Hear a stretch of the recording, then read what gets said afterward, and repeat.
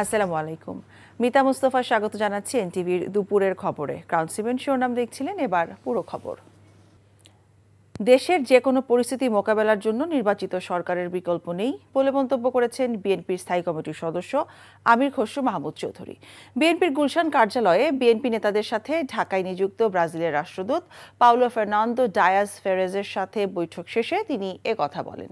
নির্বাচিত সরকার থাকলে দুই দেশের মধ্যে সিদ্ধান্ত গ্রহণ দ্রুত এবং সুবিধাজনক হয় বলে ব্রাজিল রাষ্ট্রদূতের সাথে বৈঠকে আলোচনা হয় বলেও জানান বিএনপির এই নেতা।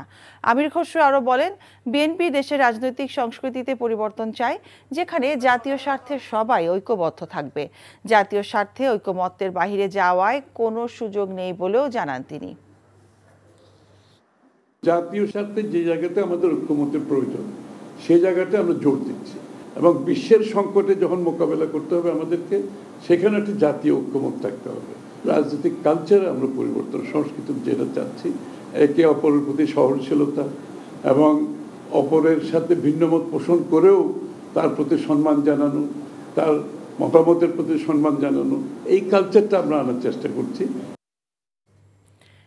ইরান ইসরায়েল যুদ্ধের ফলে বাণিজ্য সংকটের বিষয়টি সরকার পর্যবেক্ষণ করছে উল্লেখ করে অর্থ উপদেষ্টা ডক্টর সালেউদ্দিন আহমেদ বলেছেন, আপাতত দেশে জ্বালানির দাম বাড়ানো হবে না।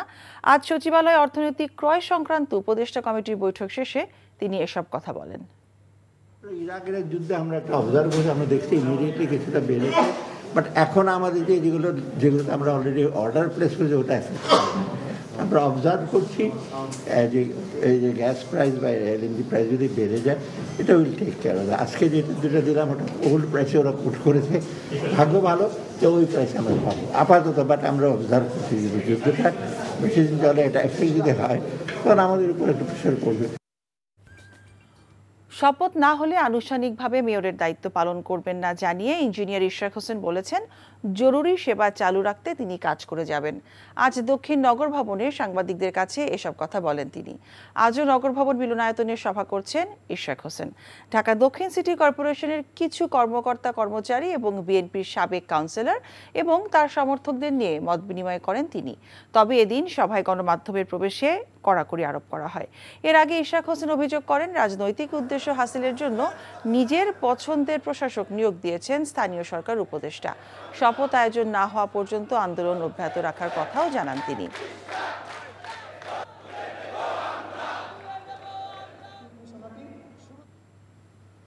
রাজধানীর নগর ভবনে আছেন আমাদের সহকর্মী নাজিবুর রহমান। আমরা সরাসরি কথা বলছি তার সাথে। নাজিব, নগর ভবনের নতুন কি তথ্য আছে আপনার কাছে?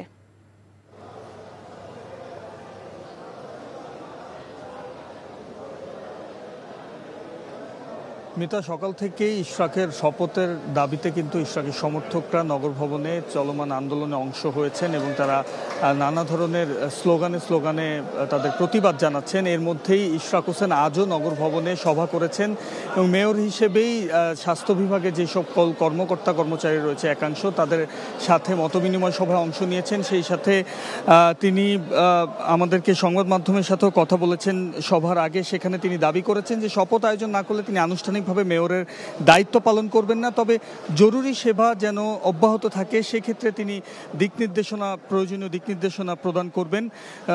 গতকালই তিনি বিভিন্ন দপ্তরের বিভিন্ন বিভাগের কিছু কর্মকর্তা কর্মচারীদের নিয়ে একটি সভা করেন। তারপরে গণমাধ্যমে কিন্তু এই সভা নিয়ে সমালোচনা হয়।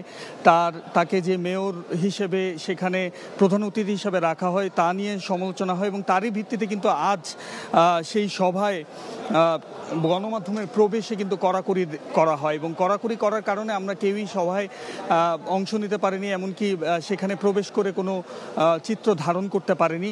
তাছাড়া তিনি যে দাবিটি করছেন সেটি হচ্ছে এই সরকার ইচ্ছা করে তার শপথ আয়োজন করছেন না এবং অনতিবিলম্বে যদি শপথ আয়োজন না করা হয় আন্দোলন চালিয়ে যাওয়ার কথা বলছেন এবং স্থানীয় সরকার উপদেষ্টা আসিফ মাহমুদের পদত্যাগের দাবিটি তিনি আরও জোরালোভাবে আজ জানিয়েছেন এবং তার সমর্থকরা যেটি বলছেন যে আন্দোলন এটি চালিয়ে যাওয়া হবে যতক্ষণ না পর্যন্ত তাদের দাবি আদায় হয় সে পর্যন্ত।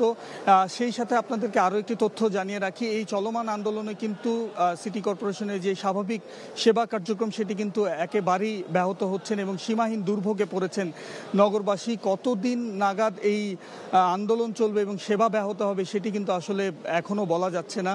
তো আমরা আজ সারাদিন এই আন্দোলন চলবে, আমরা হয়তো আরও নতুন কিছু তথ্য আমরা জানতে পারবো, সভায় কি আলোচনা হয়েছে এবং ইশরাক পরবর্তীতে কি জানায় সে ব্যাপারে হয়তো আপনাদেরকে আরও কিছু তথ্য জানাতে পারবো। মিতা, নগর ভবন থেকে জানছিলাম সেখানকার সবশেষ খবর।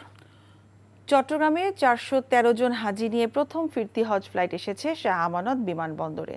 পবিত্র হজ পালন শেষে সকালে বিমান বাংলাদেশ এয়ারলাইন্সের একটি ফ্লাইট অবতরণ করে। এ সময় বিমানবন্দরের পরিচালক গ্রুপ ক্যাপ্টেন শেখ আবদুল্লাহ আলমগীর হাজিদের ফুলেল শুভেচ্ছা দিয়ে অভ্যর্থনা জানান। বিমানবন্দরের তথ্য মতে এবছর শাহ আমানত বিমানবন্দর দিয়ে 5188 জন হাজি পবিত্র হজ পালন করতে সৌদি আরবে গিয়েছিলেন।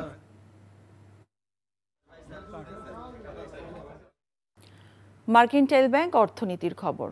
চট্টগ্রাম বন্দর বিগত এক বছরের রেকর্ড সংখ্যক কন্টেইনার হ্যান্ডেলিং করেছে, যা বিগত অর্থ বছরের চাইতে 4.63% বেশি। চলতি অর্থ বছরের শেষ দিন অর্থাৎ আগামী 30 জুন চট্টগ্রাম বন্দরের কন্টেইনার হ্যান্ডেলিং নতুন মাইল ফলক স্পর্শ করবে বলে আশা করছে বন্দর কর্তৃপক্ষ। গত বছর নানা প্রতিকূলতার মধ্যে ছিল বন্দর কার্যক্রম। জুলাই গণ অভ্যুত্থান, দীর্ঘমেয়াদী বন্যা, কাস্টমসে কলম বিরতি এবং পরিবহন ধর্মঘট মিলিয়ে প্রায় 2 মাস ব্যাহত হয় বন্দরের কাজ। এসবের পরও অর্থ বছরের 15 দিন হাতে থাকতেই কন্টেইনার হ্যান্ডেলিংয়ের পরিমাণ দাঁড়িয়েছে 31,71,779 TEUs। চট্টগ্রাম বন্দর কর্তৃপক্ষের সচিব মোহাম্মদ ওমর ফারুক জানিয়েছেন, ঈদের ছুটিতে পরিবহন কম হওয়ায় বন্দরে কন্টেইনারের যা কিছুটা চাপ ছিল তা কাটিয়ে 30 জুন জাহাজে কন্টেইনার ওঠানামার পরিমাণ নতুন মাইল ফলক সৃষ্টি করবে। এই ছিল দুপুরের খবরে। এই খবরের ভিডিও সহ আপডেট জানতে ভিজিট করুন এনটিভি অনলাইন www.ntvbd.com। এছাড়াও এনটিভির জনপ্রিয় সব অনুষ্ঠান ও খবরের আপডেট জানতে ভিজিট করুন আমাদের ইউটিউব ও ভেরিফাইড ফেসবুক পেজ। 5টায় দেশের খবর দেখার আমন্ত্রণ রইল। সবাইকে ধন্যবাদ।